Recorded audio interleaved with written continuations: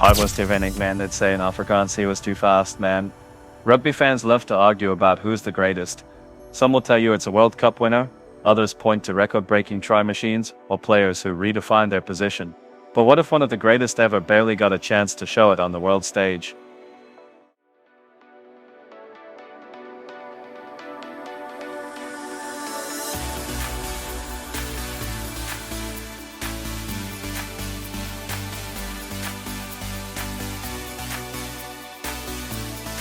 What if politics, not opponents, were the real barrier?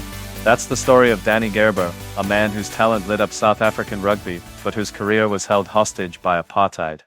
Now let's be clear. Danie Gerber wasn't just good. He was something else entirely. In another time, in another country, we'd probably be talking about him in the same breath as the biggest global icons. Instead, the world only caught fleeting glimpses. And that's why today we're asking, how did a player so extraordinary end up being rugby's greatest lost legend? To understand this, we've got to start in Port Elizabeth. 1958. South Africa was already a country divided. Its rugby system, both a national obsession and a symbol of exclusion. Young Danie grew up in a working-class family, where sport was an escape, not a privilege. Rugby was everywhere in his community, and like many South African boys, he was handed a ball before he could properly walk. But unlike most kids, he had something different, not just enthusiasm, but timing, rhythm, and an almost uncanny feel for the game. South African rugby has always been associated with brute force, physical collisions, and endless scrums, but Gerber's approach was pure instinct mixed with athleticism. He was fast, not just sprinting fast, but game fast, the kind of speed that leaves defenders guessing. His sidestep could make even the most disciplined tackler look like they'd forgotten the basics. And perhaps most impressively, he did it all without the professional coaching and conditioning we take for granted today. By the time he hit his early 20s, Gerber was impossible to ignore. He broke into the provincial scene with Eastern Province, then moved between Free State and Western Province, proving he wasn't just a hometown favorite, he could dominate anywhere. Coaches knew he was something special, and teammates loved playing off him because he made everyone look better. But just as his career was taking off, he hit an obstacle no talent could outstep: South Africa's isolation. Because of apartheid, South African teams were cut off from most international competition, tours were cancelled, countries refused to play them. Rugby, the sport Danie was born to conquer, had become a battleground for global politics, and caught in the middle were players like Gerber, players who through no fault of their own, were denied the chance to test themselves against the very best week in and week out. So how do you build a legend? In isolation. That's where Gerber's story gets even more fascinating. Every time South Africa did manage to squeeze in a test series, he made sure people remembered his name. He scored on his debut. He scored when England visited. He scored when Ireland showed up. In fact, in 24 tests he scored 19 tries, a strike rate that would make even modern wingers jealous. To put it bluntly, he wasn't just good for his era. His numbers still hold up today. But numbers only tell half the story. The real magic was how he played. South African fans who saw him live will tell you when Gerber got the ball, you leaned forward in your seat.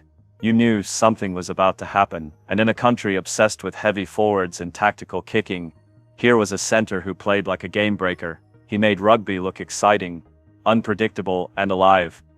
And yet, most of the rugby world never saw him. Imagine a Cristiano Ronaldo who never left Portugal, or a Michael Jordan banned from playing in the NBA. That's the scale of what was lost. Because when the spotlight finally returned, when South Africa was allowed back into international rugby, Gerber was already past his prime. So why does his story matter? Because sport isn't just about trophies. It's also about talent, timing, and opportunity. Gerber had the first two in spades. The third? That's where history intervened. And as you'll see, what happened next proves just how unfairly the game treated one of its brightest stars. By the early 1980s, Danie Gerber was more than a rising star. He was a player people talked about in hushed tones in clubhouses and pubs across South Africa. If you were lucky enough to watch him in person, you walked away telling your friends you'd seen something unforgettable. But outside South Africa, his name barely registered. And that wasn't because he wasn't good enough. It was because of the global sporting boycott. Apartheid was at its height and South Africa was being pushed into isolation. Other nations wanted nothing to do with playing them. So while players from New Zealand, England, and Australia built long test careers and international reputations, Gerber and his teammates sat on the sidelines waiting for the rare scraps of international rugby that came their way. Think about it, 12 years in the Springbok squad, and only 24 tests. That's barely 2 matches a year. Today, top players might rack up 10 to 15 tests in a single season. So when you look at Gerber's numbers, 19 tries in 24 tests, you realize just how explosive he was. That's a scoring record any winger would dream of, let alone a center. But imagine if he'd played 80 or 100 tests like modern stars. The records would look completely different today. South Africans at the time had mixed feelings. On the one hand, they hated the boycott. Rugby was part of their national pride, and being cut off hurt. On the other hand, for those who could still watch players like Gerber at home, there was a strange sense of privilege. They knew they were watching something rare, almost underground. In a way, it added to his legend. This idea that Gerber was their secret weapon, the world's best kept secret. And Gerber himself, he didn't spend time complaining. He trained. He pushed his body harder than most players of his era. Remember, this was the amateur era. No big gym programs, no team nutritionists, no full-time salaries. Players often had day jobs and had to fit in training where they could, yet Gerber was fanatical about his conditioning. He ran long distances, lifted weights, swam, did circuits. He was obsessed with staying at peak fitness. That commitment paid off. Unlike many centers who slowed down as they aged, Gerber kept his pace deep into his 30s. That's part of why, when South Africa returned to international rugby in 1992, he was still around to remind the world who he was, and what a reminder it was. But before we get there, let's talk about what made him different as a player. Rugby in South Africa was dominated by big forwards, in a conservative, territorial style. The stereotype was simple: kick for position, bash it up with the pack, and grind the opposition down. Centers were often seen as battering rams, not creators. Gerber broke that mold. He didn't just crash into contact, he sliced through defenses. His footwork was mesmerizing. He could step off either foot, change direction in a split second, and accelerate through the smallest gaps. Teammates loved him because he could make something happen out of nothing. Opponents dreaded him because one slip in positioning, one wrong move, and he was gone. There's a reason that to this day many South Africans say he was the most exciting back they ever saw. Still, his brilliance came with a sense of frustration. Fans knew they were only seeing part of the story. Imagine a world where Gerber had gone toe-to-toe with the great All Black centers year after year, or where he had played at Twickenham and Murrayfield, and the Millennium Stadium in packed Six Nations clashes. Those rivalries never happened, not because of injury or form, but because politics kept him locked away. He wasn't a player who fell short because of lack of talent. He wasn't unlucky with injuries. He didn't flame out early. No, Gerber was denied by forces way beyond his control.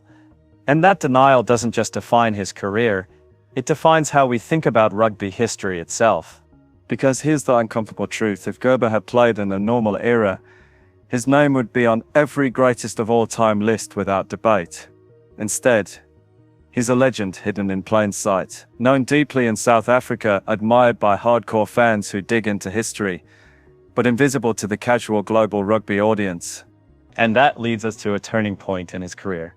When South Africa finally stepped back into the international arena in 1992, Gerber, now in his mid-30s, wasn't supposed to be the star anymore. He was meant to be the old veteran, the guy hanging on for one last cap. But what happened next would shock the rugby world, and prove that even after years of exile, he still had magic left in his boots. 1992, the year South African rugby finally stepped back into the light. After decades of international exile, the Springboks were readmitted to the global stage. The political landscape was changing, and with it came a chance for players to finally prove themselves against the world's best. For Danie Gerber, it was a strange twist of fate. He was 34, an age when most backs had long since retired or lost their edge. Many expected him to be a figurehead, someone included for his name and experience rather than his impact. But Gerber wasn't ready to fade quietly. He had been waiting his whole career for this moment, and when the chance came, he delivered. In South Africa's comeback test against the All Blacks, fans packed Ellis Park with anticipation. Could the Boks compete after so long away? could they show they still belonged? Gerber answered in the only way he knew how, with tries, 2 of them in fact, against the All Blacks, no less. Suddenly the rugby world sat up and noticed, who was this veteran centre running through defenders like it was still 1984? For many outside South Africa, it was their first glimpse of the man locals had been talking about for years. But here's the bittersweet part. That match was a reminder of what could have been. If Gerber could still dominate in his mid-30s after a decade of isolation, what would he have done if given a full international career? We'll never know. That's the great injustice of his story. Still, even those limited appearances were enough to cement his legend. Gerber didn't just show up. He shone. He proved that the talent wasn't a myth, that South African fans hadn't exaggerated. And in doing so, he gave his country something to hold on to at a time when rugby was becoming more than a game. It was part of South Africa's reintroduction to the world. But Gerber's legacy isn't just about the matches he did play. It's also about the way he played. Rugby in the 80s and early 90s wasn't professional. Players weren't paid big contracts. They trained part-time, balanced jobs and still tried to stay in shape. Yet Gerber's approach to fitness was ahead of its time. He trained like a professional before professionalism existed. Long runs, gym sessions, swimming circuits. He was obsessed with keeping his body in peak condition. That's why, when others slowed down, he was still performing at an elite level. His teammates often joked that he was fitter than half the youngsters on the squad. That was no accident. It was dedication. And that dedication is part of why he's still held up as an example for modern players. He showed what was possible with discipline, even without today's sports science. He was humble, focused, and more interested in letting his rugby do the talking. In South Africa, that only added to his respect. He was admired, not just as a player, but as a professional in every sense of the word, long before professionalism was official. In South Africa, rugby is part of the culture, especially in smaller towns and tight-knit communities. People still tell stories about watching Gerber play for Eastern Province, about the way he'd light up the field on a Saturday afternoon. That's how legends grow. And if you ask old-school Springboks supporters about their top 5 all-time players, Gerber's name is almost always there. Sometimes first, sometimes second, but always in the conversation. That's remarkable when you think about how few tests he actually played. Imagine a modern player making only 2 or 3 appearances a year. They'd be forgotten quickly. But Gerber wasn't. He carved his place into rugby folklore with limited opportunities. That's how good he was. So next time you hear the name Danie Gerber, remember this. You're not just thinking about tries or caps or stats. You're thinking about a player who turned constraint into brilliance, who turned adversity into inspiration, and who remains one of rugby's greatest mysteries and most enduring legends. And the final question lingers: what other legends are still hidden, waiting for the world to notice them?